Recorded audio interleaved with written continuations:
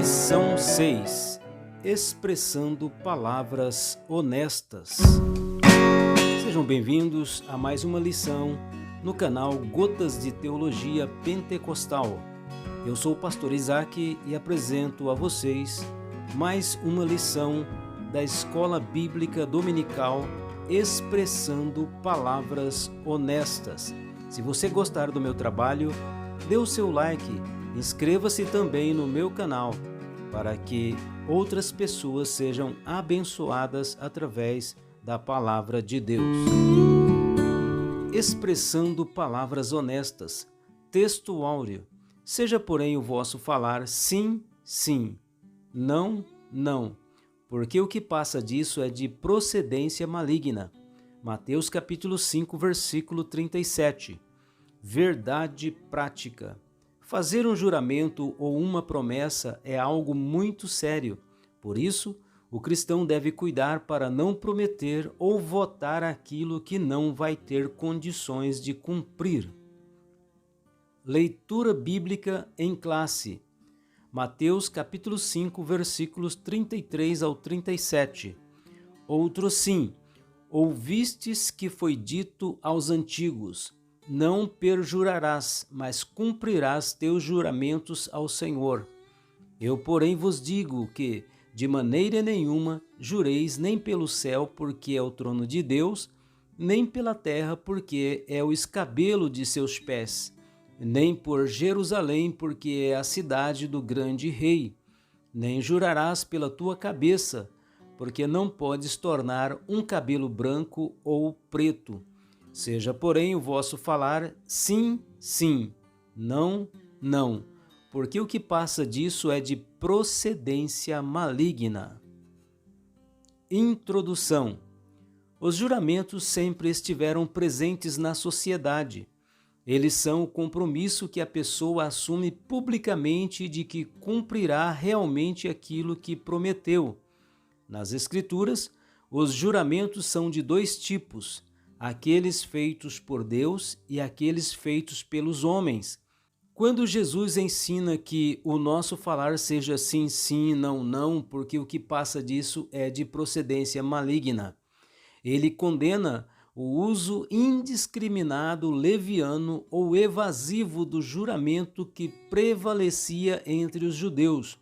Por isso, nesta lição, veremos como o mestre ensinou que os homens deveriam ser transparentes e honestos em seu falar, para que os juramentos entre eles se tornassem desnecessários. Em seu reino, a honestidade de seus membros elimina o uso dos juramentos. Tiago capítulo 5, versículo 12. Tópico 1.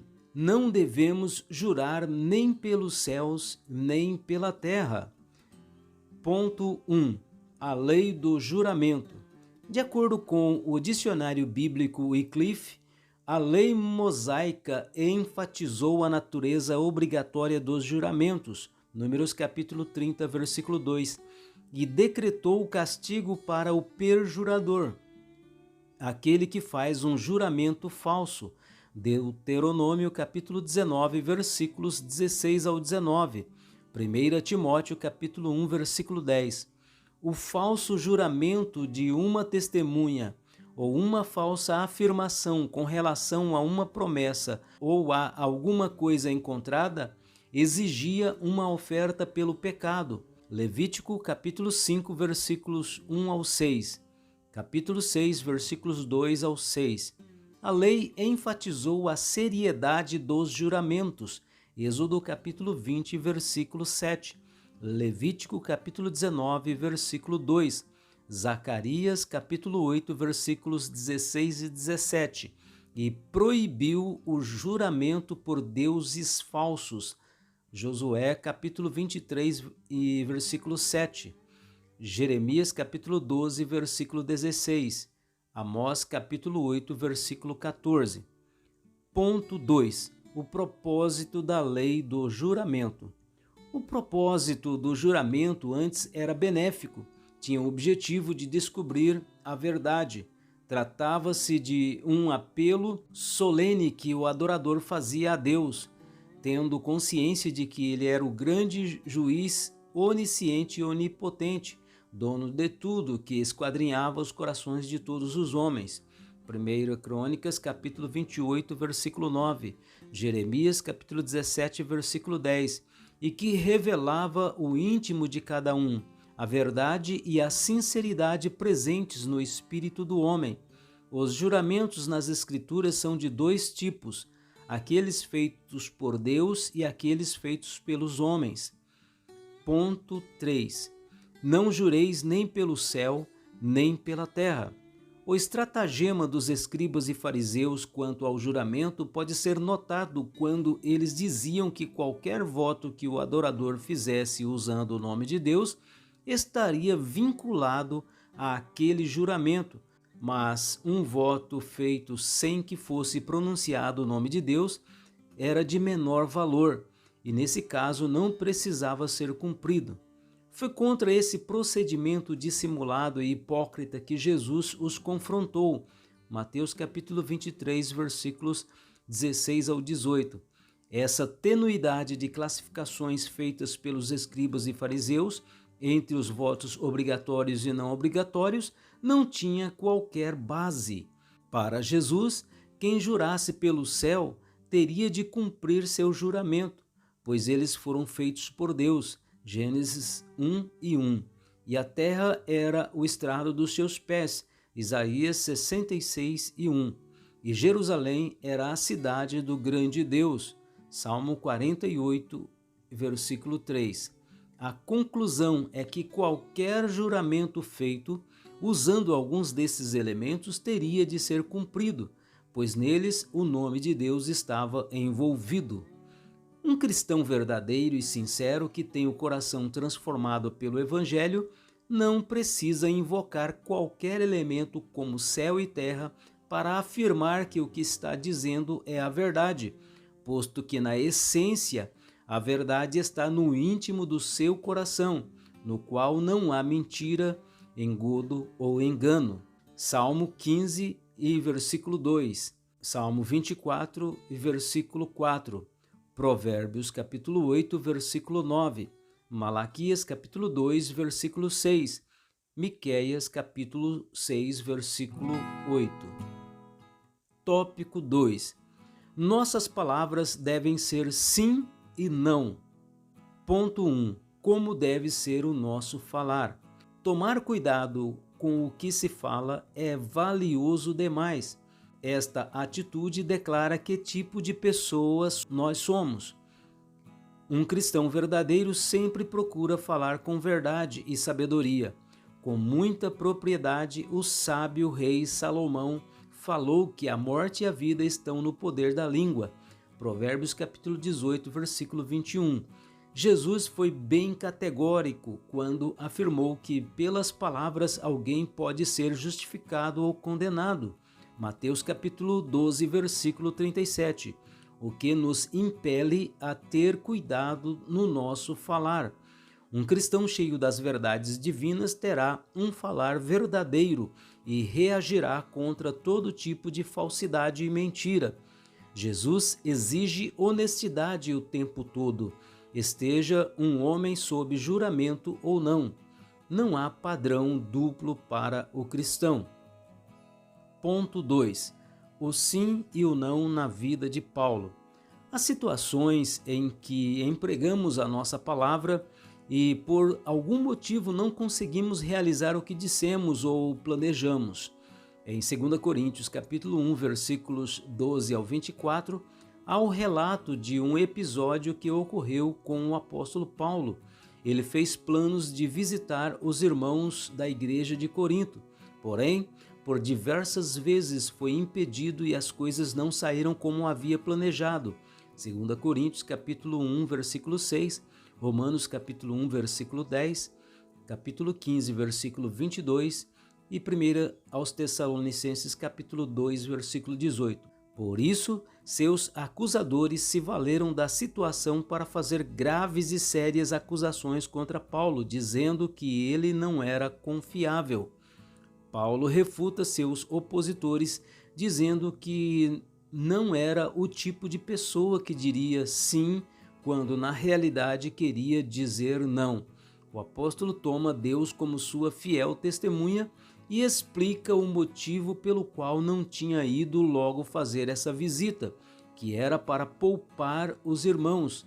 2 Coríntios capítulo 1, versículo 23. Deus, que conhecia o seu coração, disse o apóstolo, sabia do seu verdadeiro sentimento e da grande vontade de ir visitá-los, e declarou a todos que sua vida era de simplicidade e sinceridade, tanto diante da igreja como do mundo. 2 aos Coríntios, capítulo 1, versículo 12. Da mesma maneira que os coríntios podiam confiar que Deus manteria suas promessas, também podiam confiar que Paulo, como representante de Deus, manteria as suas. Ele ainda os visitaria, mas em uma ocasião melhor. Ponto 3. O que passar disso é procedência maligna. Como o caso que aconteceu em Corinto, em que Paulo conhecia a importância da honestidade e da sinceridade nas palavras e ações, Deus quer que sejamos verdadeiros e transparentes em todos os nossos relacionamentos. Se não for assim, poderemos nos rebaixar, passando a divulgar rumores, fofocas e a ter segundas intenções, ou seja, daremos lugar a situações de procedência maligna. Tópico 3. Honestidade com nossas palavras. Ponto 1. A palavra honestidade. Honestidade é uma virtude de alguém que é correto, sincero. Do hebraico temos o adjetivo yashar, reto, honesto, correto, direito, plano, certo, justo. Jó foi descrito como um homem honesto. Jó 1:8. Em Atos temos a descrição de Cornélio como um homem reto, honesto. Atos 10:22. Aquele que tem um viver reto, honesto, jamais permitirá que saiam de sua boca palavras falsas, mentirosas, enganadoras. Ponto 2. É possível ser honesto com nossas palavras neste mundo? Na vida daquele que o Evangelho já entrou, houve transformação plena, pois o mesmo busca não apenas curar os sintomas da doença do pecado, mas também prevenir. Não há como negar que neste mundo muitos já adotaram a mentira como um hábito. É normal para aquele que não vive as bem-aventuranças de Cristo dizer uma mentira, com a desculpa de mentir para apoiar uma causa nobre. Quem sustenta isso está comprometendo o caráter humano e um valor importante, que é o respeito pela verdade. O verdadeiro discípulo de Cristo, que faz parte do seu reino, é honesto em suas palavras, íntegro no seu caráter e jamais usa de meias verdades, através das quais grandes mentiras têm sido ditas, sendo influenciados pelo pai da mentira, o diabo. Jesus é a verdade em essência. João capítulo 14, versículo 6. E os que vivem nele são honestos em tudo, e seu falar é sim, sim, não, não. Ponto 3. Dando testemunho. Uma pessoa honesta revela dignidade de caráter, é honrada, digna, procede rigorosamente dentro da regra. Salomão disse que tortuoso é o caminho do homem cheio de culpa, mas reto o proceder do homem honesto. Provérbios capítulo 21, versículo 8. O verdadeiro cristão procura ser honesto no que fala, mantendo-se longe da falsidade e da mentira, conservando a verdade no coração e na conduta, pois esse é o seu objetivo maior. 3 João 4. Você é conhecido por ser uma pessoa de palavra? Se dissermos a verdade durante todo o tempo, vamos nos sentir menos pressionados a apoiar nossa palavra em juramentos ou promessas. Conclusão: devemos viver neste mundo como verdadeiros seguidores de Cristo, sendo honestos em tudo, em especial em nossas palavras, sem recorrermos a juramentos hipócritas, profanos e desnecessários que buscam fundamentar as conversas do dia a dia. Antes, procuremos ser simples e objetivos, dizendo sim, sim, não, não. Chegamos ao final de mais uma lição da nossa Escola Bíblica Dominical. O meu desejo é que você seja abençoado ricamente pelo nosso Deus. Até o nosso próximo encontro.